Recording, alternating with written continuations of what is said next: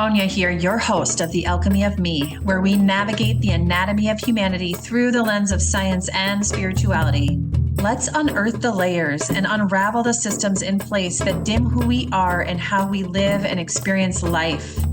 On this journey together, we'll weave in an eclectic blend of mind, body, energy medicine, concepts, tools, and practices that'll nourish the seeds, the fire, that gold of intelligence that is you. This is an opportunity, your opportunity to reclaim, to rediscover, to transform, to alchemize you. The Alchemy of Me show starts now. Hello, hello, hello. I am Tonia, your host of the Alchemy of Me, where we navigate the anatomy of humanity through the lens of science and spirituality. And today I am excited to share this space and this time with Dr. Tim Johansson. Welcome, Tim. Hi, how are you? I'm good, thank you. So glad to... Classic Minnesotan response, wasn't it? Dude, when I hear myself on anytime there's a replay, after spending 15 years not living in Minnesota, it's funny to hear how strong my accent still remains. You really can't take that Norwegian, northern Minnesota, patterns, I guess, or I don't know, something out of it. Auditory patterns, yes. Well, yes. I will serve as your baseline Minnesota accent, so perfect. People can see how far you've come. Yes. Well, I appreciate that. I didn't even realize you had an accent. That's the funny part. So thanks for bringing that to my awareness. Now that I pointed out, right? Well, before we dive in, I'll just give the audience a little background on kind of your Cliff Notes bio, and then we can kind of dive in and see where we land today. So, Dr. Tim, you serve as the co-owner and chief psychology officer at A Deeper Way and adwleadership.com. And your work brings the complex world of psychology into everyday business practices in a way that's accessible and transformative. So Tim's mission is to bring mental and psychological well-being to the forefront in the workplace and the world through the alchemy of leadership and other healing and psychologically whole ways of thinking and being. So I'm glad that you're here as a psychologist, because apparently I can't even pronounce that word today. So that's the baseline. Is there anything else you would like to add, share with the audience before we dive in? I think it's such a fun time in our field of study, in that there's been such a convergence point, probably in the last 5 to 7 years, around neurology and psychology, and where that's come together helps us understand the science of the brain in ways that we haven't really been able to piece it together before. So I just find that fascinating, and I can't get enough of that. New insights that are being kind of sewn together almost daily from our field. So you finish. I graduated in 2016, and so 8 years later, so much has changed. So you've got to keep up with all these things that all these new folks are learning and sharing. So it's an exciting time in our field, and the mind can get quite full too. Yes. And I think I have a feeling from my thinking mind and my feeling in my body. I feel like that's going to be part of what we dive into today, because it does, kind of like the ethos of our conversation is patterns and behaviors that chain us to the past. And I find that can feel very open and expansive, and it can also be a little triggering because we don't really know what we don't know. Yeah. And that is exciting. And also, like, for some, it can feel like a lot because you're diving into this world of the unknown, which is actually part of us. So I love that you started with the kind of the where the field is and how it brings in kind of these other areas of practice, because too, I also want to just throw in there and this is maybe from like a non-psychology point of view, but for me, like I also think of it like pulling in the philosophy, like some of the Yeah. philosophers and how they maybe shaped, and maybe that this is, you're going to be like, this is obvious, but like Confucius and Plato and some of these like older, like they've been around forever, and how Hmm. they really shaped some of, maybe some of the earlier psychologists and these ideas, and then how they Hmm. Hmm. still today are very, very relevant. Yeah. Yeah. Yeah.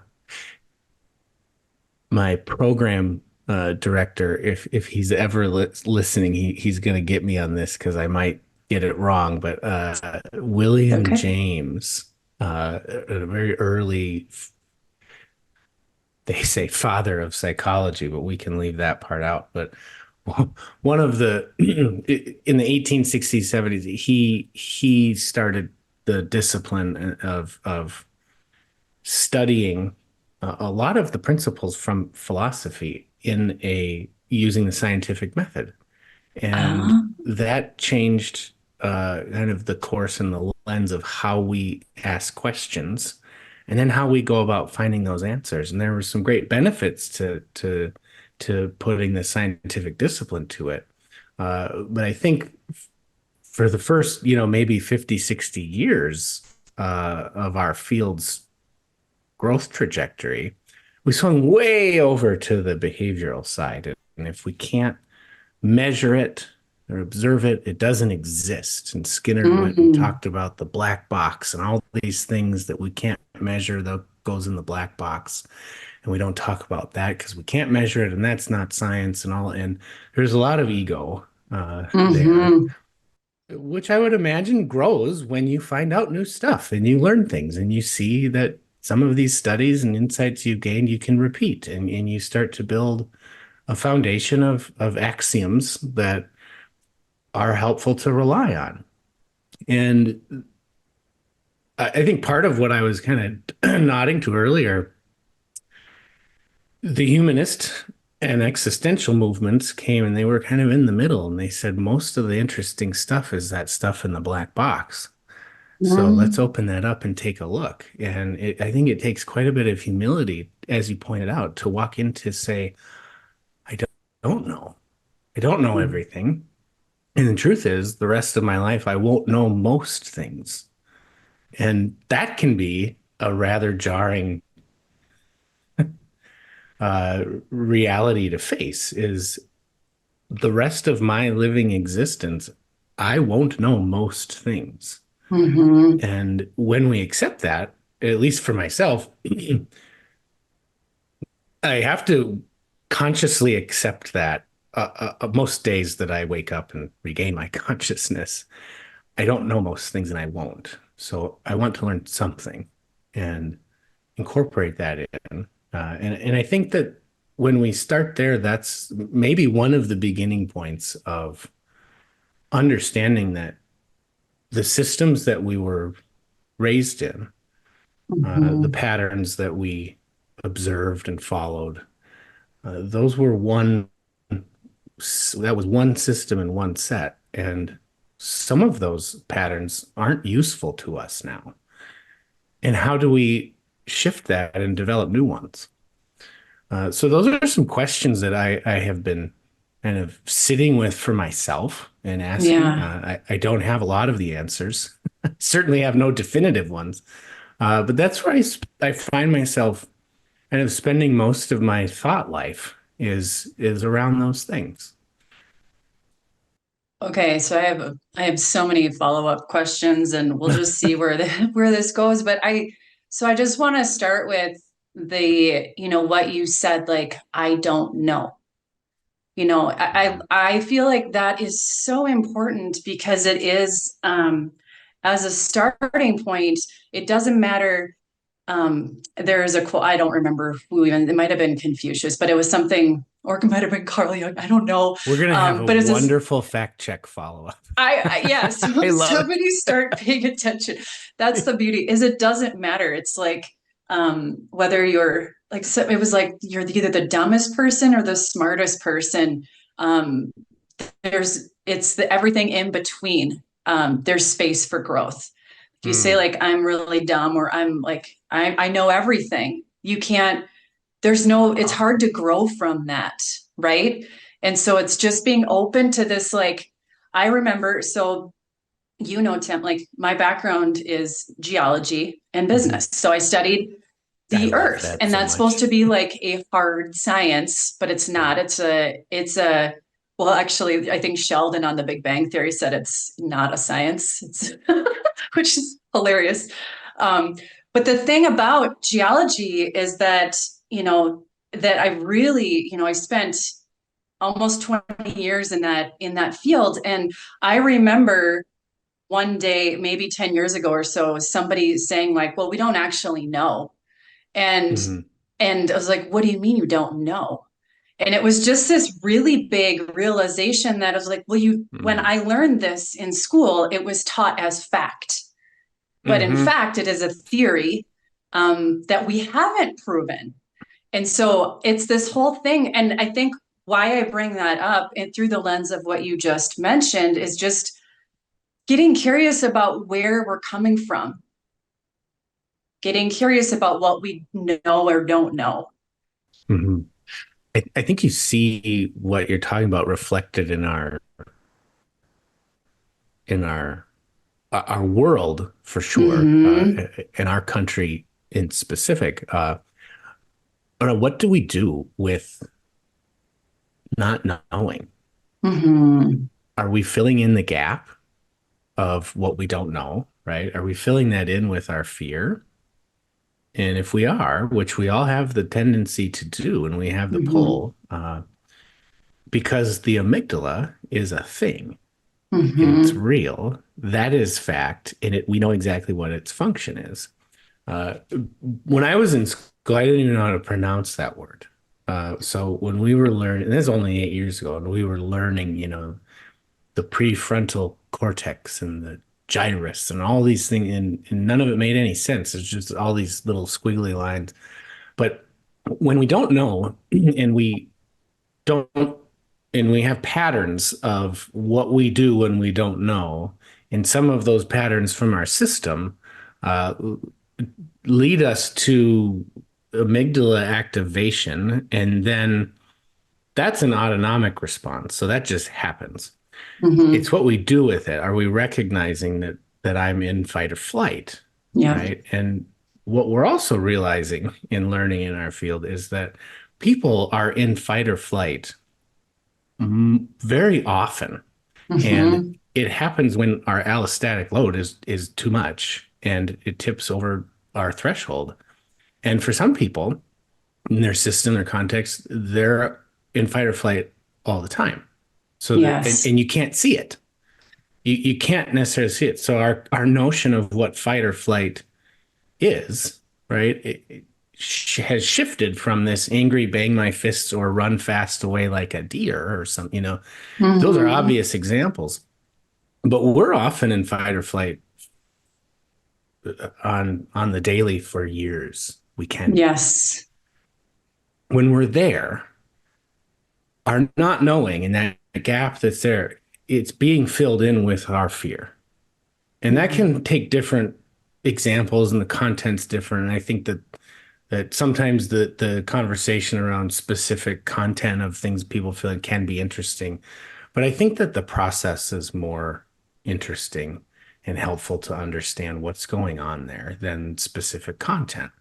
But when we're filling that gap in with our fear, it leads us to a different lens and framework that we're evaluating our context from. And it's to get the danger away Mm-hmm. in some developed patterns that we've learned. And once I've gotten the danger away, my reason for taking action has been satisfied. And when I'm perpetually in this fight or flight cycle, that leads to a sense of living that feels very chaotic. And Mm-hmm. quite frankly, uh, the absence of danger isn't the presence of peace. So we haven't really gotten much further along the lines there. Uh, I had this interesting conversation with a client last week, and this leader was asking, kind of sharing in the 30, 40 years that they've been using assessments and things in their work to promote leaders. One of the factors, one of the greatest factors that they found predictors of success was humility, and had an opportunity to talk about our field's understanding and evolutionary concept of an understanding of what humility is. And it's really same as. And the root word comes from being on the ground. And we're all of the earth. We're all together. And when we move around this way on the level with one another, my personal therapist, she helped me with the kind of a visual metaphor of we're on that plane, and sometimes we're in the bumper car amusement park, part of the amusement park. And so we might bump into each other, but we can learn when we're on this plane of equity, we can learn how to navigate around that. And that over time, navigating that way. And if people are tracking, my amygdala is not firing then when I'm at that level, right? I'm grounded. I can start to realize and navigate that there might be bumps, but I can find people out there in my orbit who are in their bumper car, and we can go places together. And that gets less and less and less scary. And we start to need or rely on this amygdala activation to remove the danger less and less and less. And we start to fill it in with more and more movement. I would call it collaborative movement with other people. And that starts to get quite fulfilling. And I have found in my own journey, peace sits over there. And that's really where I want to ride my bumper car around on this rock. The rest of the time I breathe, I don't know everything. I'm not going to know most things. But boy, I've got a lot of friends around here that some of them, we ride side by side. Some of them, I'll find you later. And we just move around. And we go find things out together. And that's exciting. And I would say you are one of those people for me. And you've been one of those since we've known each other for, I think, about 4 years. But it's kind of neat to see our bumper cars are kind of working on similar things now and moving in some directions of collaborative projects that are really exciting. So, well, maybe they're more like jet skis now. We're like whipping like circles that. now instead of bumping into. Yeah, and it feels very good. Yes. Can they be cosmic jet skis? Yes, please. Yes, they can fly and they don't have wings. So because we're dreaming, we can dream this into the world, right? Mm-hmm. Okay, so when we come back, I want to see if we're going to go on a break. And when we come back, I want to maybe see if there's maybe cues or questions as like listeners, people that are, hearing this conversation that we're having, like, hey, am I in this state? And I didn't know, have I been in it since, XYZ happened or since COVID or whatever? Thinking of like ways that we can each empower ourselves to go inward and start looking at where we're at. So we will be right back.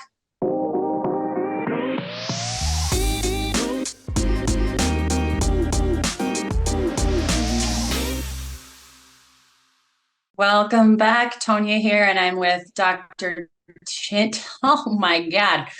Talk to them. It's my brain, because we're talking about the brain. Dr. Tim. I know it's a hard one. It's a tongue twister. I've only known you for, several years now. Yeah. So we are, we just had a conversation about fight or flight, which was hilarious that's when that happened. But I would love if you could provide some insight on how to to really look at that, knowing that, our understanding of fight or flight, and that how that looks is very different now. And our understanding, I think will continue to evolve over time. But do you have, tools or maybe strategies that you could share on how to maybe look at this, how Yeah. we could each look at this from our own kind of where we're at?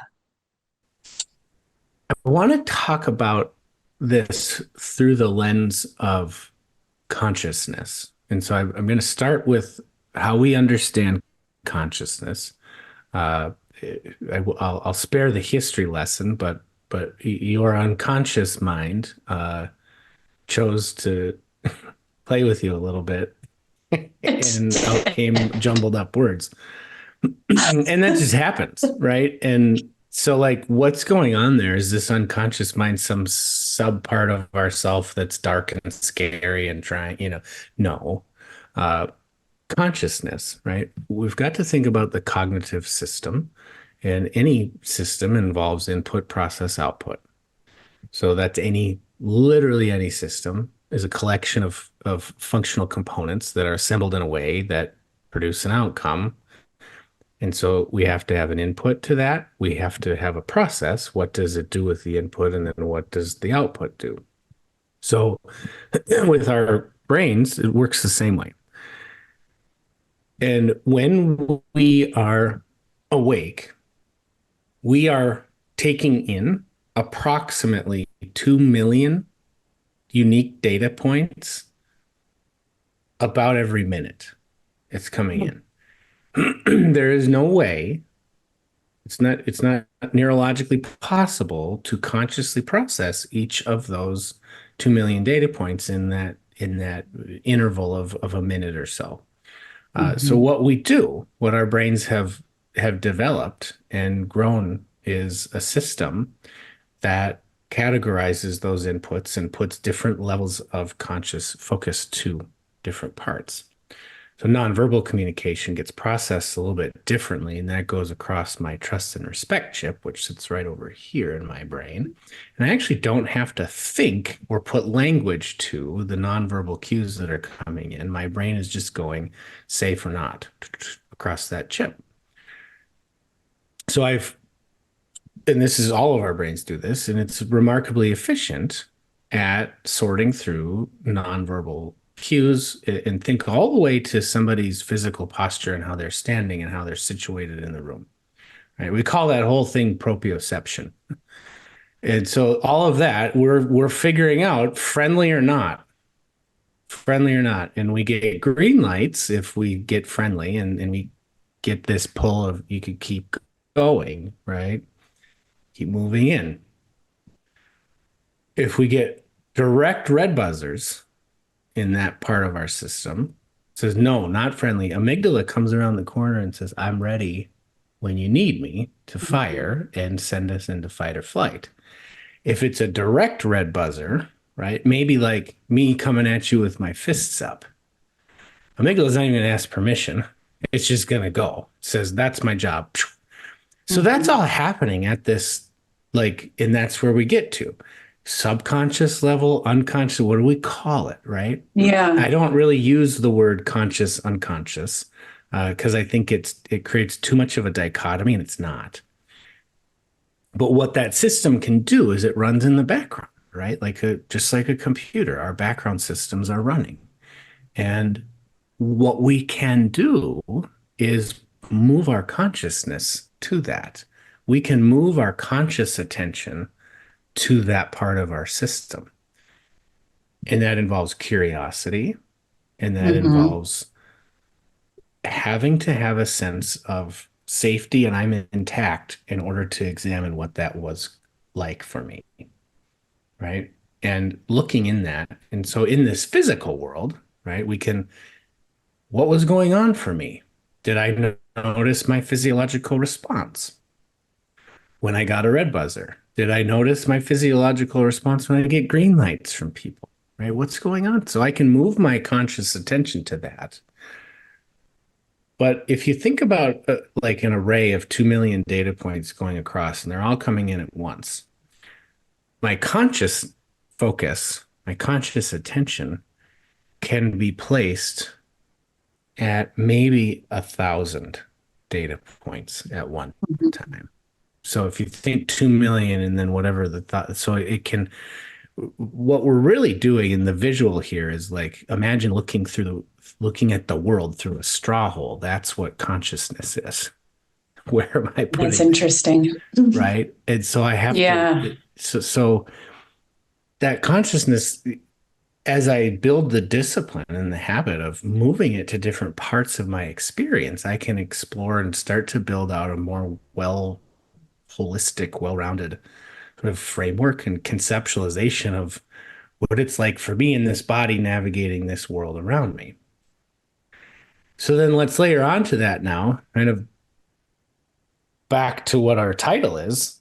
We figure that out when we're, between the ages of like 6 and 14, we start to build these mental models of the world that I live in and how do I navigate it, and what are the red buzzers and who are the red buzzer people. And then by about 13, 14, 15, 16, we develop enough of a language library of words that we build out narratives. And so that teacher who scowled at me in ninth grade is an a-hole in my narrative. But if I zoom out and dimensionally back up, and maybe even this is where the capacity to visualize comes in. Imagine getting out of my body and zooming around in one of our cosmic jet skis, and imagine living what that ninth grade teacher's reality was, and getting to be like a camera that followed that person around. We start to realize that there's a much broader perspective, and maybe that person scowled because they were uncomfortable and weren't even scowling at me. But I didn't encode that, right? So the one tool we've got as humans to sew all of this together is language. How do we use words to help broaden our understanding and share the knowledge that we've obtained and share the perspectives that we have? And so this capacity to visualize is really closely tied to our conscious mind that can move its focus to different parts of our experience, right? And over the break, I was thinking about what you shared with me about your training and the work you've done as a geologist. I would bet you haven't traveled to the Earth's core. That's one of those that, yeah, it's one of the great mysteries. And I would bet you probably haven't been down underground more than 1,000 feet, maybe. I physically have not exceeded about, I think early in my career, I went down into a hole about 120 feet deep, which felt like never again. Yeah. That was enough. So pretty much all of the work you've done in that space, you've had to visualize what's going on down. Absolutely. And your lived experience about what it's like being 120 feet, which I think relative to the size of the Earth is like, you haven't gone down at all. It's minuscule. Yeah, it's minuscule. And the breadth and depth that your mind has had, the skill that it's had to develop to visualize the entire Earth and all of the different rocks and things that are in it that form it. As we start to really sit with that, it's like that is very similar to what a psychologist has done and has to learn. And I've never been inside of a brain. I'm lucky enough that at least we have pictures of that and we can see a brain in a jar. Yeah, just magic school The bus whole is world probably is the kind only... of overwhelming to me. But what are we to kind of sew it all together? What am I visualizing? And our human brain has this really crazy capacity to visualize character and intention and worthiness of other people. And we visualize it. And when our amygdala goes off, we visualize negative character, negative intention, negative worthiness. And we then write narratives in our minds about those people. My poor ninth math teacher. And so, how do we start to examine the frameworks that we came from and the narratives we have and really shape them and grow and change? The answer that I've got to that question for me continues to come back to, is it useful right now? Is this framework useful?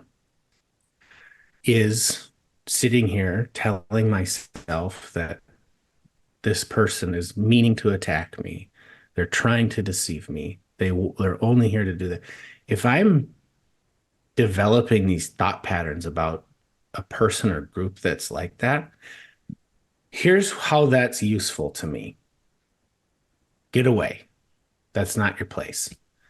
That information is information enough to say, I'm not going to go live in that space because my spirit is full of toxicity when those are the things that are going on, when that's where my conscious mind is and that's where my visualization about someone's character is at. That's not good for them to receive those thoughts from me and have those thoughts transmitted toward them.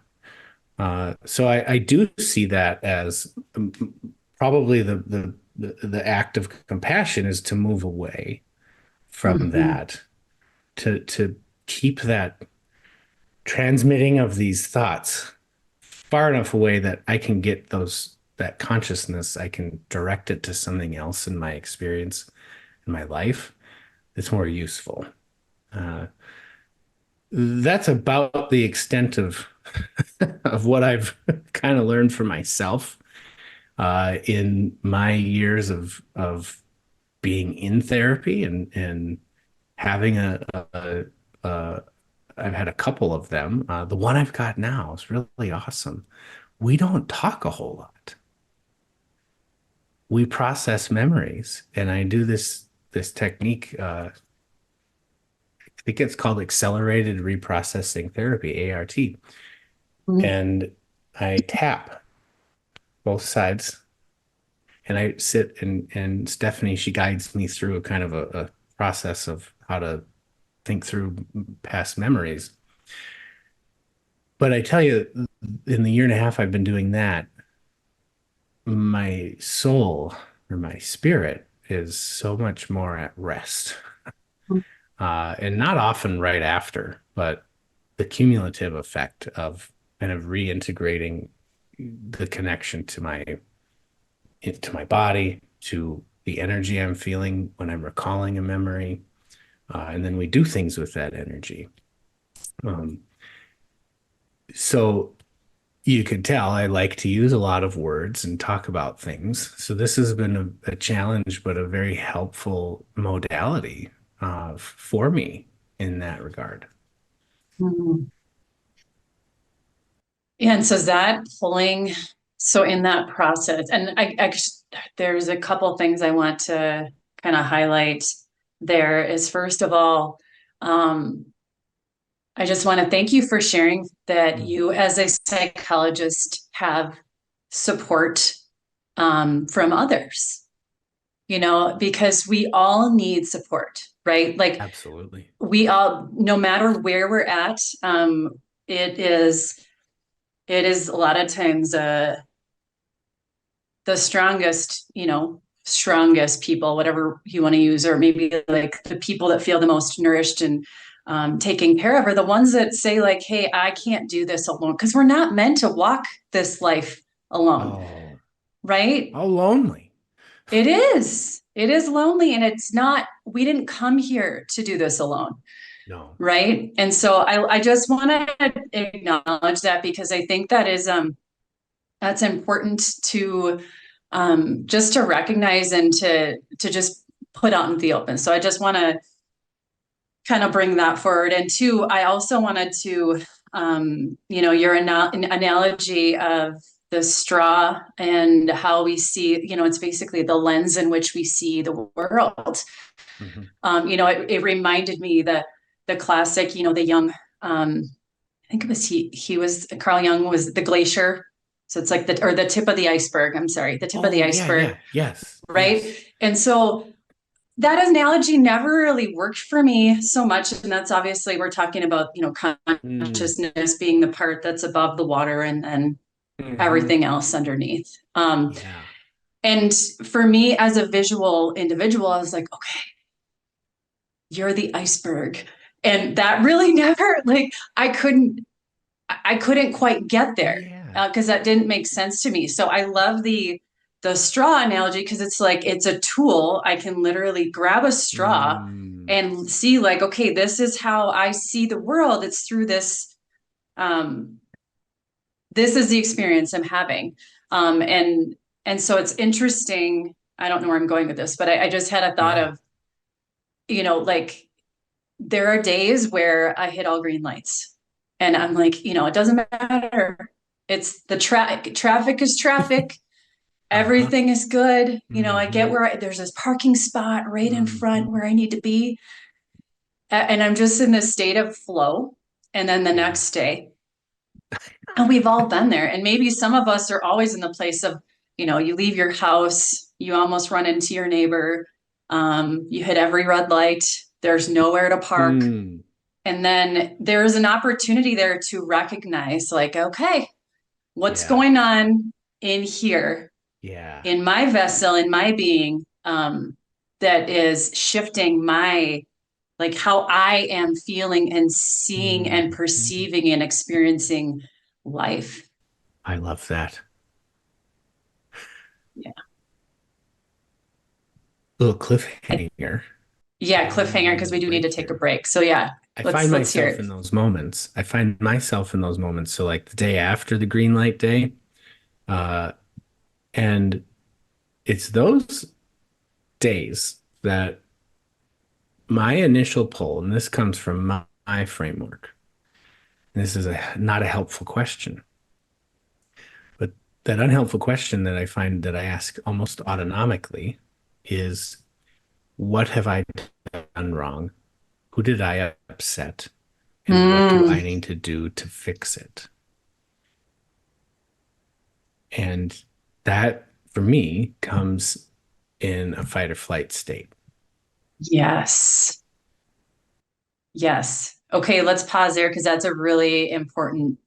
Yes, we will continue. Let's continue that conversation after the break. Before we go to break, do you want to just share, Tim, how people can get in touch with you if they're curious about what you're working on and what you do? Absolutely.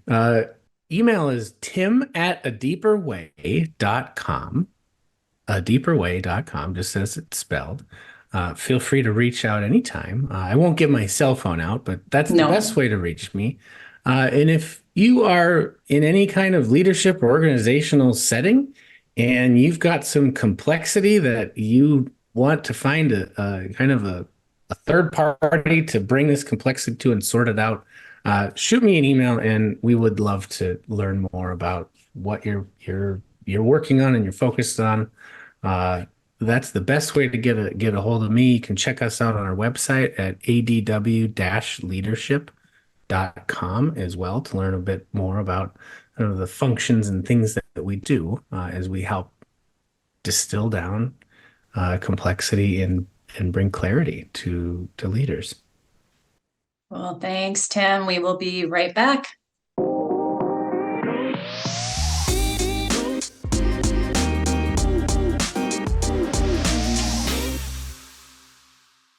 Welcome back. Tonia here. I am with Dr. Tim. I did it that time. Yeah. We were laughing about that a little bit over the break and kind of the why that happens, which is interesting. Maybe that's for another conversation.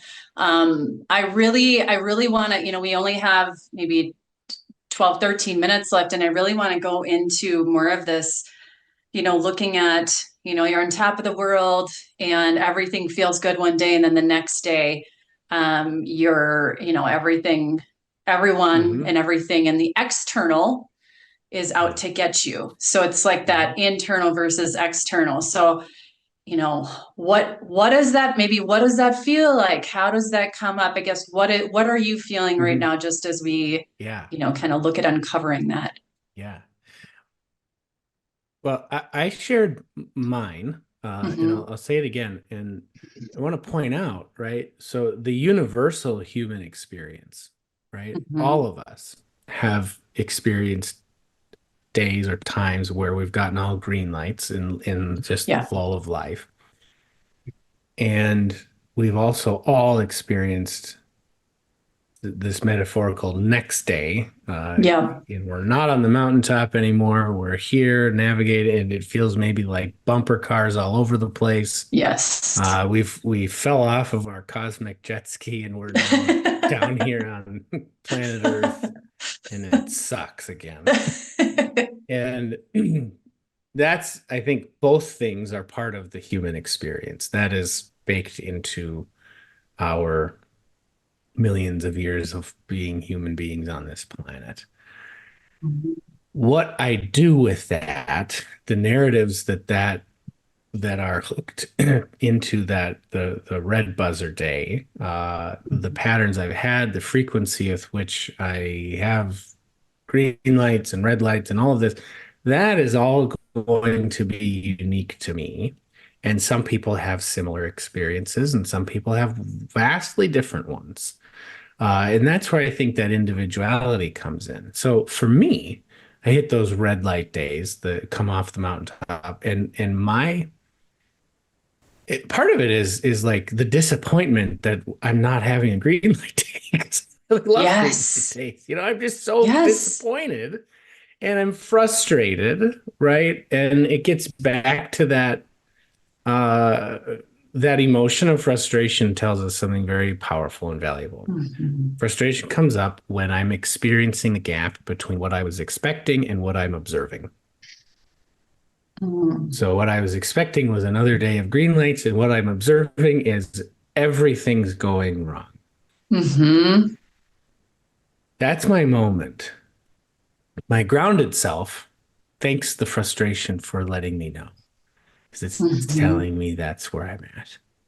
Uh, when I'm giving in to, well, I shouldn't say giving, when I'm not grounded and practicing my grounding, and I just have one of those red, I get frustrated, and then it starts to fill my system up with my red amygdala energy, and up it Mhm. goes and up it goes, and I start to push, and I start to take other people's time from them, and I start to worry, and I start to deceive even myself.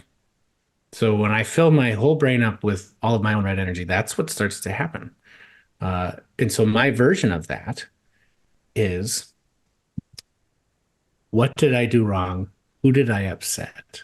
And what do I need to do to, here's my word, what do I need to repent for? Mm.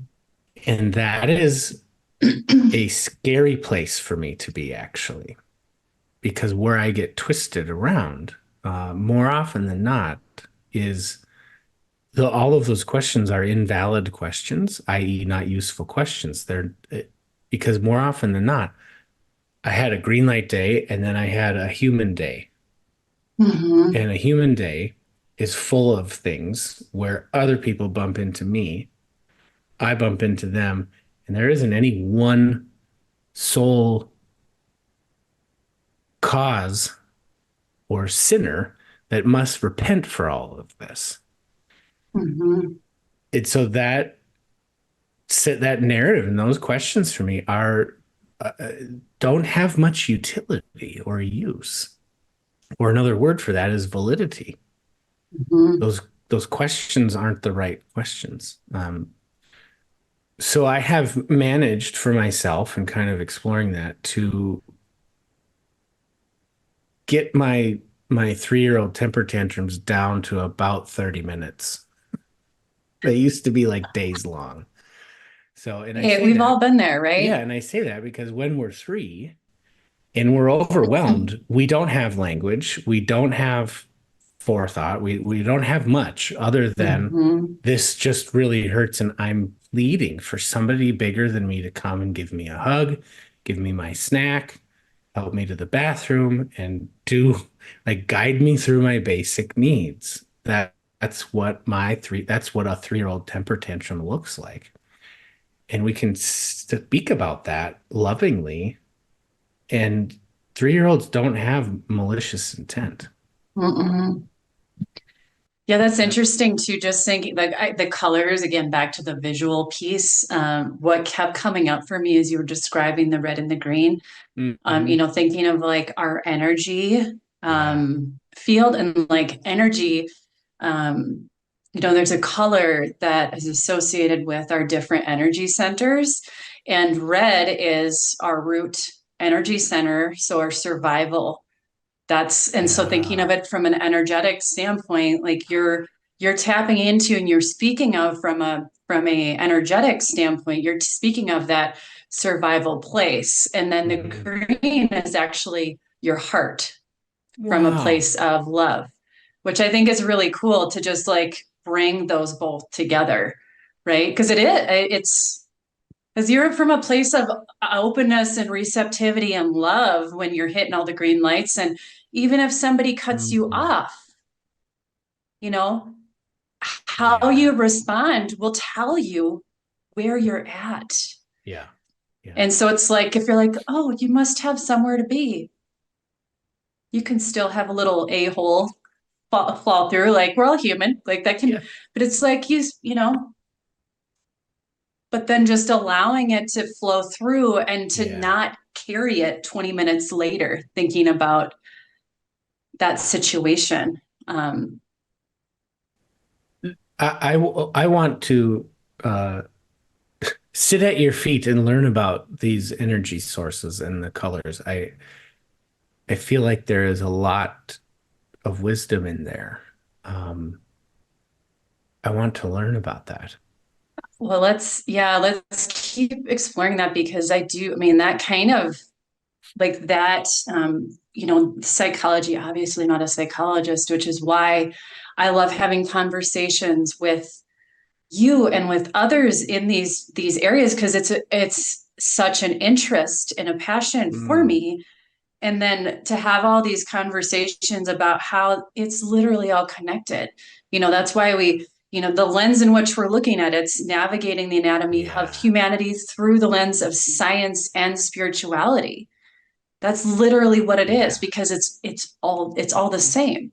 And so Yeah. when we can see that, whether somebody's very, very spiritual or somebody's very, very science, it's like, well, what if we just bring them together and let them Hmm. live in the same Hmm. space where we can co-create Yeah. something whole.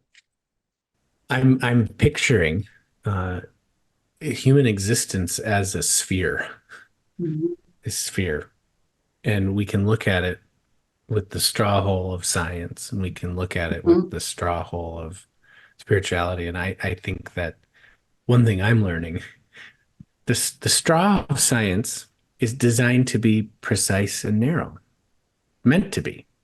Mhm. I think that the straw of spirituality is so broad, Mhm. and it just opens our frame up. And so Yes. I'm imagining looking at this sphere of the human experience from that lens and from this narrow lens, and both serve different functions, but to Yeah. move back and forth and to do both Yeah. and use both. That word you used, integrated, right, is integrity, Hmm. is wholeness. Hmm. And living outside of our integrity is living outside of our internal connectedness. Uh, I think that's when we get in those places of being dissociated, Yeah, and our red energy might take over, and our green energy, and I'm assuming that there's going to be other colors of there energy. are. Yeah, we can talk about that. But just one of them, when it takes over everything, it disintegrates the other ones. That's not that's not a sustainable balance of how I navigate the earth and how I Mhm. live. And I think just these are all sort of like new things, new learnings for me that I'm putting together. So I'm not going to make a definitive, conclusive statement here, You don't, yeah, and that's other the than beauty, right? Like, thank you for the best hour I've had this week.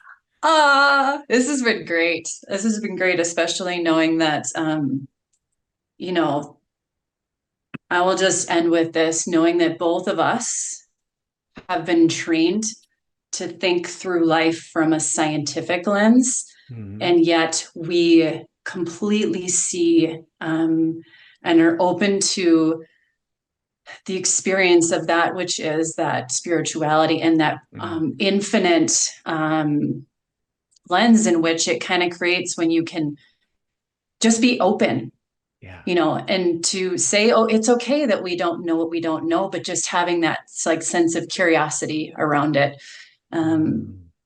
and to just keep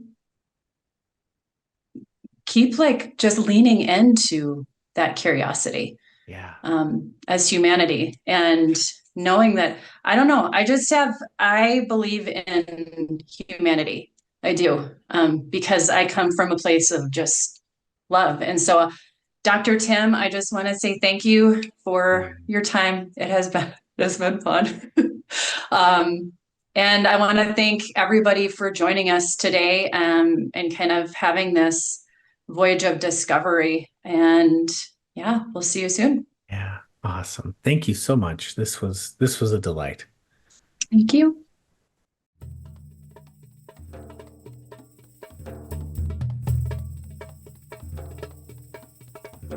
Thank you for listening to The Alchemy of Me, where we navigate the anatomy of humanity through the lens of science and spirituality. For more mind body energy medicine concepts, tools, and practices to nourish the seeds, the light, the fire, that gold of intelligence that is you, tune in every first and third Wednesday at 8 a.m. Pacific Standard Time on transformationtalkradio.com. For more information about me and my work, please visit toniajohnson.com. That's toniajohnson.com.